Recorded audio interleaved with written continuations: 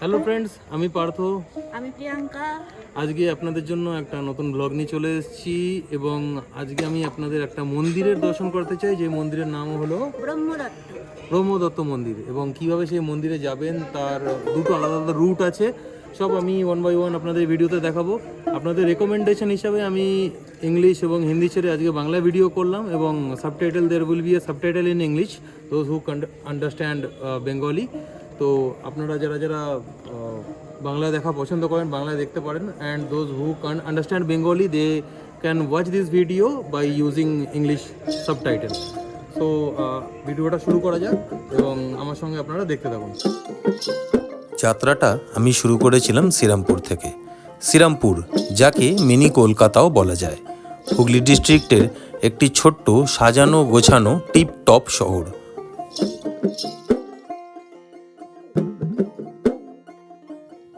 যেহেতু শ্রীরামপুরে আমার শ্বশুরবাড়ি এবং 21শে নভেম্বর আমার বিবাহ অ্যানিভার্সারি, তাই আমি শ্রীরামপুর থেকে আমার স্ত্রী প্রিয়াঙ্কাকে নিয়ে ব্রহ্মদত্ত ধামের উদ্দেশ্যে রওনা দিলাম। ব্রহ্মদত্ত ধাম, আমি আপনাকে ব্রহ্মদত্ত ধামের ব্যাপারে সম্পূর্ণ তথ্য এই ভিডিওতে আজকে দেব। ব্রহ্মদত্ত ধাম ত্রিনাথ নারায়ণ দেবের একটি মন্দির। ত্রিনাথ নারায়ণ বলতে পারেন, ত্রিনাথ মহাদেব বলতে পারেন, ত্রিনাথ ব্রহ্মদেবও বলতে পারেন। অর্থাৎ ব্রহ্মা, বিষ্ণু, মহেশ্বর তিনজন মিলিত হয়ে ত্রিনাথ ভগবানের সৃষ্টি হয়। আমার ভিডিওটি দেখতে থাকুন, আপনি আগে গিয়ে সম্পূর্ণ ত্রিনাথ ভগবানের সৃষ্টির ব্যাখ্যাও পাবেন। আপাতত আমি আপনাকে যাবার রুটটা বোঝাচ্ছি। আমি শ্রীরামপুর থেকে যাচ্ছি, কিন্তু এই জায়গায় যাওয়ার দুটো রুট আছে। প্রথম আমার রুটটা বলি। আমি শ্রীরামপুর থেকে দিল্লি রোড ক্রস করে সিঙ্গুর হয়ে বনমালীপুরের উদ্দেশ্যে যাব। বনমালীপুর যাওয়ার জন্য আপনাদের বারুইপাড়া রেলওয়ে স্টেশন ক্রস করতে হবে। আর দ্বিতীয় এবং শর্টকাট রুট যেটা আপনারা ব্যবহার করতে পারেন, সেটা হলো আপনারা হাওড়া থেকে যে কোনো কর্ড লাইনের লোকাল ট্রেন ধরুন এবং বারুইপাড়া স্টেশনে নেমে যান। বারুইপাড়া স্টেশনে নেমে আপনি যে কোনো অটোকে বলবেন যে ব্রহ্মদত্ত ধাম যাব অথবা বড় মন্দির যাব। 15 টাকা ভাড়ায় আপনাকে ব্রহ্মদত্ত ধামের মন্দিরের সামনে অথবা সেই গলির মুখে আপনাদের নামিয়ে দেবে। যেতে যেতে আমার রাস্তা এবং প্রকৃতির রূপ দেখে একটা কথাই মনে পড়েছিল। ছোটবেলায় আমরা পড়েছিলাম যে বাংলার মুখ আমরা দেখিয়াছি। সত্যি, দিল্লিতে থাকতে থাকতে দিল্লির কমার্শিয়াল লাইফের মধ্যে এই বাংলার যে ন্যাচারাল ভিউ, এটাই আমি প্রায় হারিয়ে ফেলেছিলাম। কিন্তু এই জায়গাতে এসে আমি এতটাই মনোমুগ্ধকর পরিবেশ পেলাম যে আমি শুধু চারপাশটা তাকিয়ে দেখছিলাম। এত সুন্দর গ্রিনারি, এত সুন্দর পলিউশন ফ্রি এরিয়া, এবং বিশ্বাস করুন আমাদের শহরের রাস্তা এত নোংরা, কিন্তু এই ভিলেজ এরিয়ার মধ্যেও রাস্তাঘাট এত টিপ টপ এবং পরিষ্কার পরিচ্ছন্ন, আমি দেখে হতবাক হয়ে গেলাম।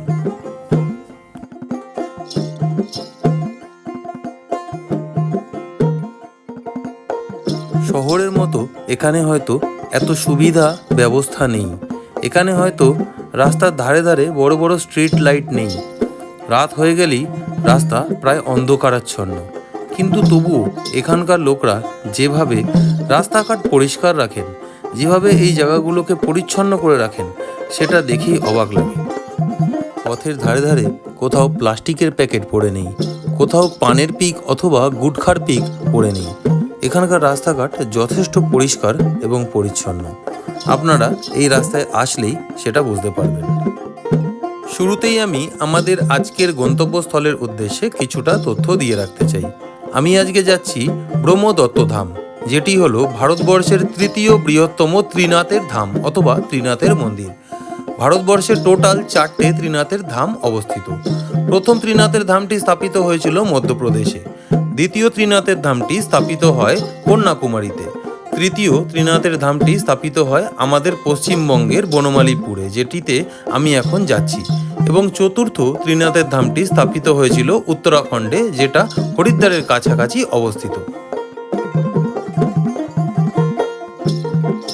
আপনারা দেখতেই পাচ্ছেন আমি এখন পৌঁছে গেছি বারুইপাড়া রেলওয়ে স্টেশনের গেটে।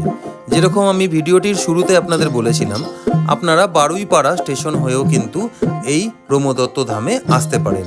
আপনারা হাওড়া থেকে যে কোনো কর্ড লাইনের লোকাল ধরবেন এবং আপনারা নেমে পড়বেন বারুইপুর রেলওয়ে স্টেশনে। সেখান থেকে আপনি রেলওয়ে গেটের কাছে এসে অটো স্ট্যান্ডে অটো ধরবেন এবং বলবেন বড় মন্দির যাব অথবা ব্রহ্মদত্ত ধাম যাব। মাত্র 15 টাকা ভাড়ায় আপনাদের অটোটি নামিয়ে দেবে ব্রহ্মদত্ত মন্দিরের সামনে।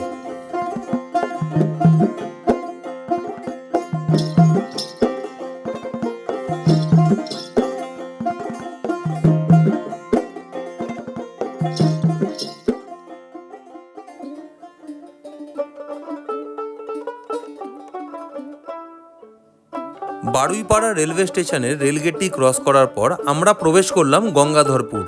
এই রাস্তাটির নাম গঙ্গাধরপুর। মনে রাখবেন, আপনারা যদি বাই রোড আসেন তাহলে আপনাদের এই রোডের ইনফরমেশন কিন্তু জানার খুব দরকার, কারণ এই রোডটি যদি ইনফরমেশন ছাড়া আপনারা আসেন তাহলে কিন্তু আপনারা বিভিন্ন জায়গায় ঘুরে বেড়াবেন এবং প্রপারলি রাস্তাটা খুঁজে পাবেন না। তাই জায়গাটির নাম অবশ্যই মনে রাখবেন। তাহলে এই গঙ্গাধরপুরের রাস্তা ধরে আমি সোজা যাব বনমালীপুরের দিকে। এটি বারুইপাড়া স্টেশন থেকেই যেতে হয় এবং আমরা যেহেতু শ্রীরামপুর থেকে বাই রোড আসছি তাই আমি আপনাদের পুরো জার্নিটা দেখাচ্ছি। এবং এই গঙ্গাধরপুর হয়ে আমরা সোজা এগিয়ে চলবো আমাদের বড় মন্দির অথবা ব্রহ্মদত্ত ধামের দিকে। আপনারা যদি বারুইপাড়া থেকে যাওয়ার পরিকল্পনা করে থাকেন তাহলে দেখতেই পারছেন আমার আগে পিছে অনেক অটো চলছে এবং এই লোকাল অটোই কিন্তু আপনাদের গন্তব্যে পৌঁছে দেবে। যেহেতু আমরা শ্রীরামপুর থেকে আসছি তাই আমাদের পৌঁছাতে বেশ কিছুটা সময় লেগে গেল। প্রায় সন্ধে হয়ে এসছে, আপনারা দেখতেই পারছেন। তাই আপনাদের উদ্দেশ্যে বলে রাখি, আপনারা যারা শ্রীরামপুর থেকে আসার পরিকল্পনা করছেন তারা যতটা তাড়াতাড়ি পারবেন আলো থাকতে থাকতেই বেরিয়ে পড়বেন, কারণ শ্রীরামপুর থেকে বনমালীপুর পৌঁছাতে প্রায় 1.5 থেকে 2 ঘন্টা সময় কিন্তু লেগে যেতে পারে। কারণ যদি একবার আপনারা রেল গেটের ওই পারে ফেসে যান, মানে রেল গেট যদি পড়ে যায় তাহলে কিন্তু রেল গেট ক্রস করে আপনাদের এগিয়ে আসতে কিছুটা সময় লাগে, কারণ 4টে থেকে 4:30-র মধ্যে 2টো বড় বড় মালগাড়ি পাস হয় এবং ওই সময়টায় রেলগেট খানিকটা সময়ের জন্য বন্ধ থাকে। সেই জন্য এক পাশের গাড়ি আরেক পাশে যেতে পারে না, এই কথাটা কিন্তু মনে রাখবেন। তাই আপনারা যত তাড়াতাড়ি বেরোবেন তত তাড়াতাড়ি কিন্তু আপনারা পৌঁছাতে পারবেন। এবং জায়গাটি যেহেতু অনেকটা গ্রামের ভেতরে, সেহেতু এখানে সেরকম স্ট্রিট লাইট অথবা আলোর ব্যবস্থা নেই, তাই সন্ধে নেমে আসতেই রাস্তাঘাট কিন্তু অনেকটাই অন্ধকার হয়ে যায়। আমাদের পশ্চিমবঙ্গের গ্রাম বাংলার এই মনোমুগ্ধকর এবং অপরূপ পরিবেশ এবং নেচার দেখে আমার মনটা খুবই ভরে আসছিল। এরকম প্রকৃতির দৃশ্যকে আমি দিল্লিতে থেকে খুবই মিস করি। আমি প্রায় 10 বছর হলো দিল্লিতে থাকি চাকরি সূত্রে এবং বছরে একবার আমি বাড়ি আসার সুযোগ পাই। যখনই আমি বাড়ি আসি তখনই আমি পশ্চিমবঙ্গের গ্রাম বাংলার দিকে ছুটে আসি বারবার এই প্রাকৃতিক সৌন্দর্যকে উপভোগ করার জন্য। কারণ দিল্লিতে আমার জীবনটা প্রায় কমার্শিয়াল হয়ে উঠেছে এবং কমার্শিয়াল জীবনের মধ্যে এই ন্যাচারাল লাইফ এবং ন্যাচারাল বিউটিগুলোকে আমি প্রচণ্ড মিস করি।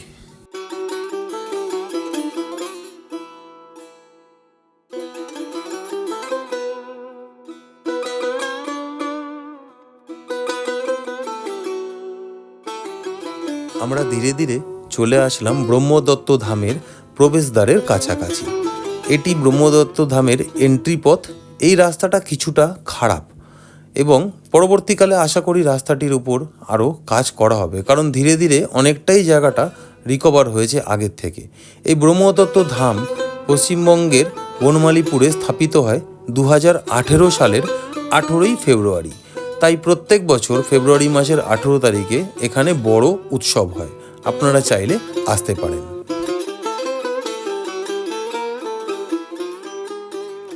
আমাদের ব্রহ্মদত্ত ধামে পৌঁছাতে বেশ খানিকটা সময় কিন্তু শ্রীরামপুর থেকে আসতে লেগে গেল এবং প্রায় সন্ধেবেলা হয়ে গেছিল, আপনারা দেখতেই পারছেন। কিন্তু একদিকে আমাদের লাভই হলো, কারণ আমরা যদি এই সন্ধেবেলা এসে এখানে না পৌঁছাতাম তাহলে হয়তো এই ব্রহ্মদত্ত ধামের এত আলোকসজ্জা এবং এত সুন্দর রূপ আমরা দেখতেই পারতাম না, কারণ দিনের বেলাতে এই লাইট তো জ্বলবে না। তাই এই লাইটিংয়ের মধ্যে ব্রহ্মদত্ত ধামটি দেখতে আরও বেশ খানিকটা সুন্দর লাগছিল। তাই আমি একটু লাইটিং অ্যাডজাস্ট করে ভিডিওটিকে আবার শ্যুট করলাম।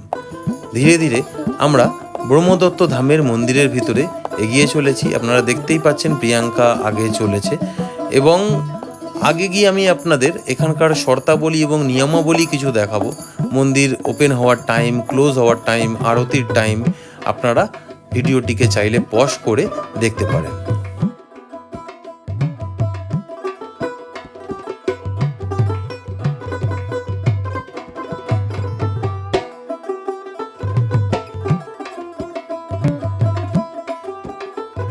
দু সালের 18 ফেব্রুয়ারি এই মন্দিরটির স্থাপনা হওয়া সত্ত্বেও করোনা ভাইরাসের মহামারীর জন্য অনেক লোকই আতঙ্কিতভাবে ঘর থেকে প্রায় 2-3 বছর বেরোতেই পারেননি। সেই জন্য এই মন্দিরটির নাম অথবা মন্দিরটির প্রচার খুবই কম হয়েছে, তাই খুবই কম সংখ্যক লোক এই মন্দিরটির ব্যাপারে জানেন। তাই আমার এটাই প্রচেষ্টা, আপনারা এই মন্দিরটিতে আসুন, দর্শন করুন ত্রিনাথের এবং আপনারা এই মন্দিরটির প্রচার করুন। আপনারা যত এই মন্দিরটির প্রচার করবেন আমাদের পশ্চিমবঙ্গের কিন্তু ঐতিহ্য বাড়বে, কারণ আমাদের পশ্চিমবঙ্গের বুকে এটি কিন্তু অনেক বড় মন্দির এবং পশ্চিমবঙ্গের যে কটা বড় বড় মন্দির আছে তার মধ্যে কিন্তু এটি দ্বিতীয় বৃহত্তম মন্দির। তাই আপনারা এই মন্দিরটিতে অবশ্যই দর্শন করতে আসুন ত্রিনাথের। এবং যত পরবর্তীকালে এই মন্দিরে ভিড় বাড়বে, ধীরে ধীরে কিন্তু মন্দির কর্তৃপক্ষ আরও ডেভেলপমেন্ট করবেন। এছাড়া ভারতবর্ষের 4টি বড় বড় ত্রিনাথ ধাম আপনারা যদি দর্শন করতে চান তাহলে আপনারা পশ্চিমবঙ্গের ব্রহ্মদত্ত ধামে যোগাযোগ করতে পারেন। এখান থেকে তার সুব্যবস্থা কিন্তু করে দেওয়া হবে। এটি আমাকে স্বয়ং মন্দির কর্তৃপক্ষ থেকে কিন্তু বলেছেন।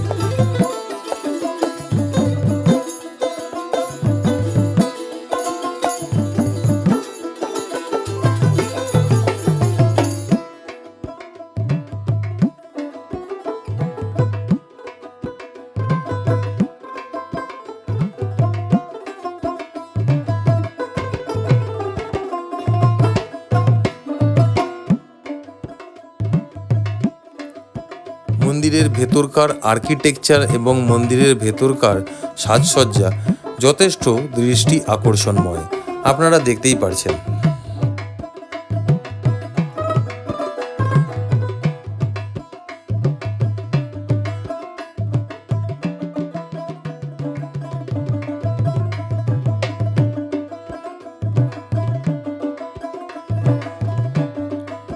মন্দিরে প্রবেশ করার সময় মন্দিরের মুখ্য দ্বারের ডান দিকে কপিল মুনির একটি মন্দির আছে, আপনারা সেটি দর্শন করে কিন্তু মন্দিরে প্রবেশ করতে পারেন।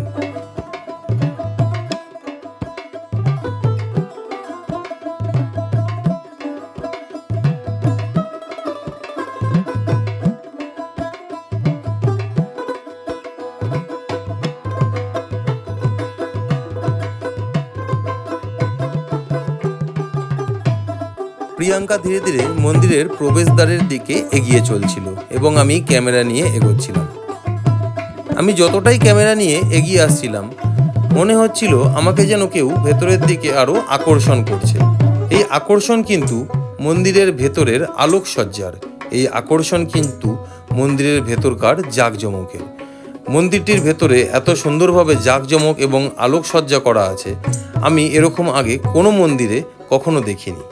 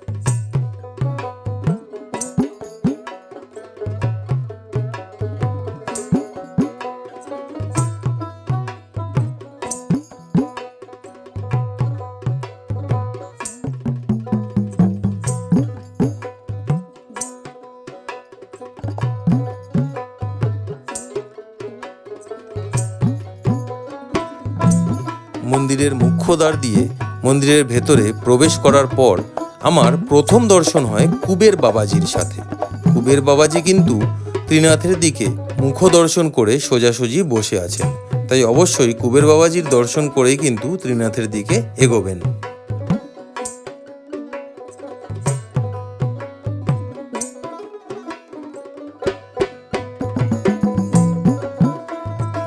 তাহলে আমার সাথে আপনারা ভার্চুয়ালি আজকে দর্শন করতে চলেছেন ত্রিনাথ দেবের, তাই আমার সাথে ভার্চুয়ালি এগিয়ে চলুন ধীরে ধীরে ত্রিনাথ দেবের দিকে। ত্রিনাথ দেবের সৃষ্টির কারণ, এই মন্দিরের প্রতিষ্ঠাতা, এই মন্দিরের নিয়মকানুন সব কিছু আমার এই ভিডিওতে আপনারা পেয়ে যাবেন। আর কিছুক্ষণের মধ্যেই আমি একজন বাঙালি পুরোহিত সাহেবের দ্বারা আপনাকে এই মন্দিরের সম্পূর্ণ বিস্তার ব্যাখ্যা এই ভিডিওর মাধ্যমে দেব, তাই আমার ভিডিওটি কিন্তু অবশ্যই স্কিপ অথবা মিস করবেন না, সম্পূর্ণরূপে দেখতে থাকুন এবং সম্পূর্ণ তথ্য আমার ভিডিওতে আপনারা পেয়ে যাবেন।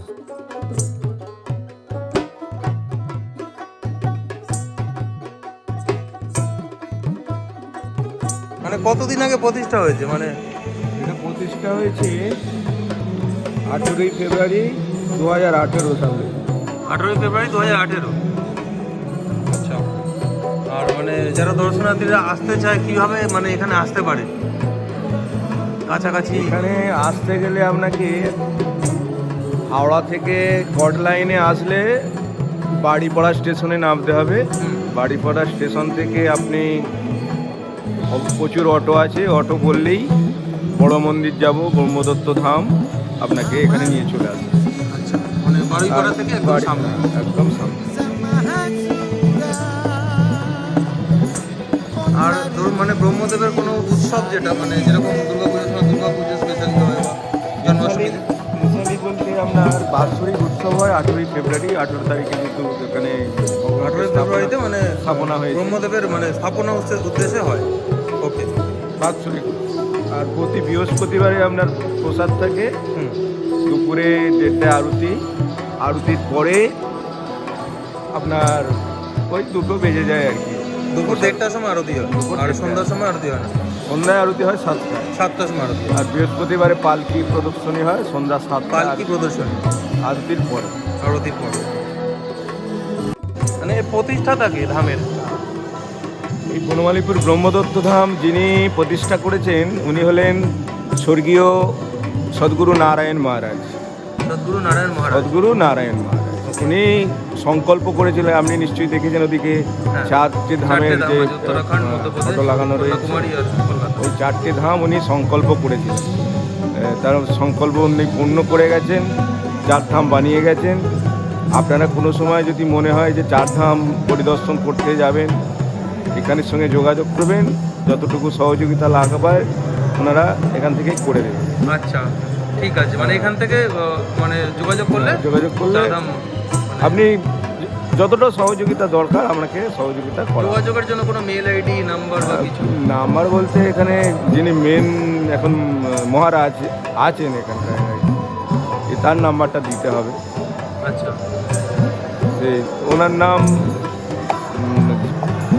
মহাদেব যাদব মহারাজ। যাদব মহারাজ। ওনার সঙ্গে এখানে আসলে যোগাযোগ হয়ে এসে যাবে, যোগাযোগ করলেই হয়ে যাবে। ওনার নাম বললে যে কেউ না যে কেউ আপনাকে দেখতে। আর এটা দেখছেন ব্রহ্মদত্ত ধাম কেন হলো, এই যে ভগবান দেখছেন ইনি হচ্ছেন ব্রহ্মা বিষ্ণু মহেশ্বর, এর নাম দত্তগুরু ভগবান, যাকে আমরা ত্রিনাথ ভগবান বলি। ত্রিনাথ। এই ত্রিনাথ ভগবান যখন এই মর্তে এসেছিলেন, এনার কাহিনী আছে সতী অনুসূয়া আর আপনার অত্রিমণি, এনার একটি কাহিনী রয়েছে। সেই সতী অনুসূয়ার কাহিনী আপনার এই মাতা সতী অনুসূয়া এই মর্তে যখন ছিলেন, ওনার এতটাই সতীত্ব ক্ষমতা ছিল, অনেক দূর পর্যন্ত ওনার নাম ছিল, এই নামটা স্বর্গে পর্যন্ত পৌঁছে গিয়েছিল।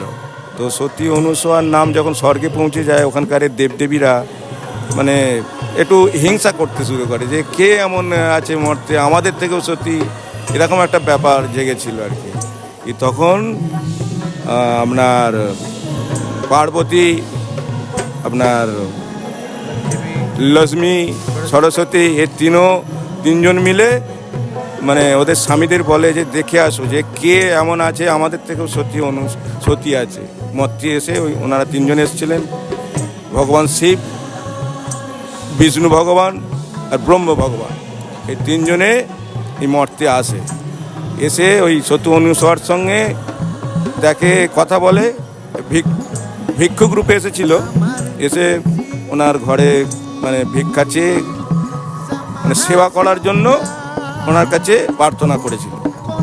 তো একটা কারণ ছিল, ওদের একটা কন্ডিশন করে দিয়েছিল যে আমি তোমার ঘরে সেবা করব, তোমাদের ঘরে, কিন্তু বস্ত্র ছাড়া।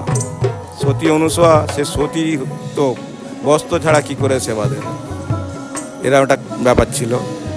তখন ওই অনুসূয়া ওনার স্বামীকে গিয়ে বলে যে এই ব্যাপার, ভিক্ষুক এসেছে, আমাকে এরকম বলছে, আমাদের বাড়িতে খেতে চাইছে আশ্রমে।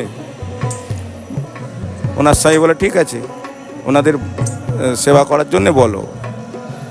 তো যথারীতি যেভাবে সেবা করবার তৈরি করে ওই ওনার স্বামী অত্রিমণি কমণ্ডলী থেকে জল দিয়ে যখন মানে সেবা করতে বসবে, তখন ওনাদেরকে ওই জল ছড়িয়ে দিয়েছিল, শিশু হয়ে গেছে, শিশু সন্তান হয়ে গেছে। তো শিশু সন্তান হয়ে যাওয়ার পরে যথারীতি যেভাবে ওরা সেবা চেয়েছিল সেইভাবেই সেবা দিয়েছিল। এইটাই মূল কাহিনী। এরপরে হয়তো আরও অনেক আছে, অত দূর তো যাওয়া যাবে না এইভাবে। ত্রিনাথে ভগবানের ওনার সন্তান হয়ে থেকে গেল, সতী অনুসূয়ার সন্তান হয়ে গেল। এটা ত্রিনাথ ভগবান, আমাদের ব্রহ্মা আছেন, চতুর্মুখ ব্রহ্মা। ওটা এখন সাধারণের জন্য খোলা হয়, বন্ধ আছে, উপরে আছে। নিচে শিবের মন্দির আছে, ভগবান শিব। আপনারা আসবেন, এখানে নিচে শিবের মন্দির আছে, দেখে নেবেন, অসুবিধা হবে না। আর এখানে মূল যেটা আমাদের মন্দিরের পূজা পাঠের যে অখণ্ড গুরু চরিত্র সবসময় চলে, বড় মানে যে সদ্গুরু নারায়ণ মহারাজের গুরু চরিত্র, সেটা সবসময় আমাদের এখানে চলে। 7 দিন করে পালন করে, আবার নতুন কেউ বসে, সে 7 দিন করে, এইভাবে করতে করতে দিন চলে যায়।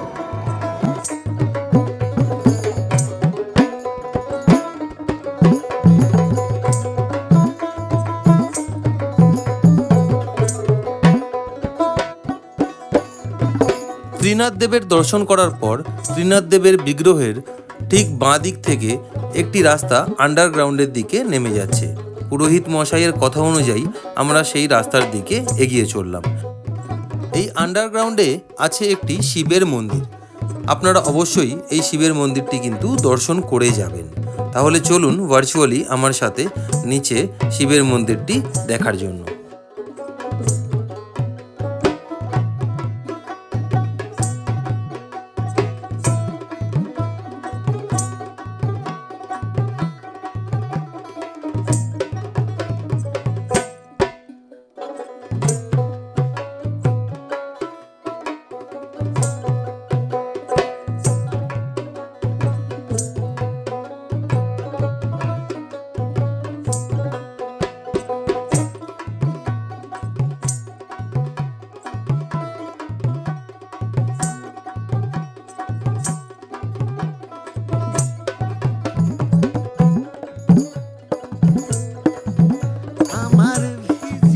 শিবের মন্দিরটি দর্শন হয়ে গেলে নিচের রাস্তা দিয়ে আপনারা সোজা এগিয়ে বাইরের দিকে বেরিয়ে যেতে পারেন।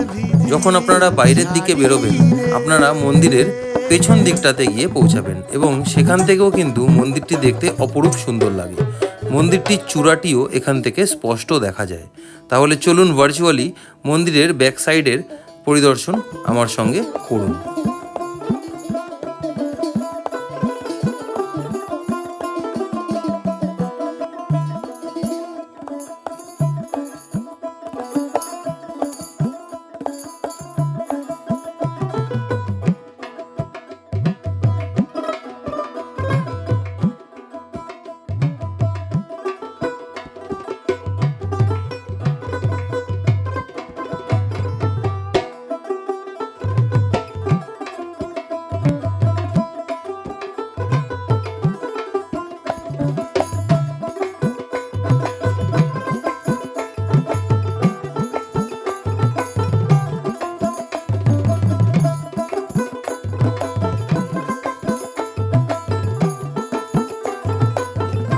মন্দিরটির চারদিকে আলোকসজ্জা খুবই ভালো ছিল, কিন্তু মন্দিরটির চূড়াটিতে যদি আরেকটু আলোকসজ্জা বেশি করে দেওয়া যেত তাহলে আরেকটু বেশি ফুটে উঠত। তবুও যা এই এরিয়ার মধ্যে তৈরি হয়েছে সেটা যথেষ্ট, এবং আমরাই দর্শনার্থীরা ধীরে ধীরে পারি ভবিষ্যতে এই জায়গাটিকে আরও পরিপূর্ণ করে তুলতে। তার জন্য আমাদের এই জায়গাটিকে বেশি করে প্রচার করতে হবে এবং আমাদের কিন্তু এখানে আসতে হবে।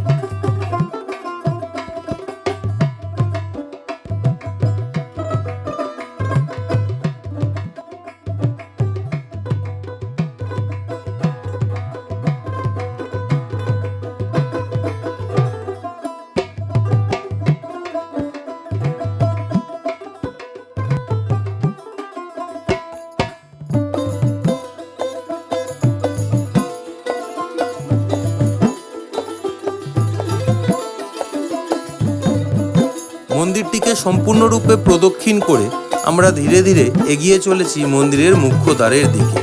আপনারা যদি এই মন্দিরটিতে আসেন তাহলে অবশ্যই কিন্তু এই মন্দিরটিকে প্রদক্ষিণ করবেন। ধীরে ধীরে আমরা মন্দিরের মুখ্য দ্বারের দিকে আবার এগিয়ে আসলাম। আশা করি ভিডিওটি আপনাদের ভালো লেগেছে। যদি আপনাদের কোনো রকম প্রশ্ন থাকে এই জায়গায় আসা অথবা কোনো রকম তথ্য নিয়ে, আপনারা কিন্তু কমেন্ট সেকশানে কমেন্ট করতে পারেন। আমি যথেষ্ট চেষ্টা করব আপনাদের সম্পূর্ণরূপে তথ্য দেওয়ার জন্য। তাহলে ভালো থাকবেন এবং সুস্থ থাকবেন। আবার আসবো নতুন আরেকটি ইনফরমেটিভ ভিডিও আপনাদের জন্য নিয়ে। আপনাদের সহযোগিতা এবং আপনাদের সাপোর্ট আমাকে আরও মোটিভেট করবে আরও ইনফরমেটিভ ভিডিও বানানোর জন্য। ভালো লাগলে ভিডিওটিকে শেয়ার করে দেবেন আরও অনেক লোকের মাঝে, কারণ আপনারা ভিডিওটিকে যত শেয়ার করবেন তত এই মন্দিরটির প্রচার আরও বাড়বে। আমাদের পশ্চিমবঙ্গের বুকে এত বড় একটি মন্দির যে প্রতিষ্ঠা হয়েছে সেটা যত লোক জানবে, আমাদের পশ্চিমবঙ্গের ঐতিহ্য ট্যুরিজম আরও কিন্তু বাড়বে। তাই আমার এটাই প্রচেষ্টা, পশ্চিমবঙ্গের তথ্য, সংস্কৃতি এবং কালচার এবং ট্র্যাডিশনকে সোশ্যাল মিডিয়ার মাধ্যমে সকল ভাষার মানুষের সামনে তুলে ধরার। তাই আমি আগে হিন্দিতেও ভিডিও বানিয়েছি, ইংলিশেও বানাচ্ছি এবং আজকে বাংলাতেও বানালাম। ভালো থাকবেন, সুস্থ থাকবেন।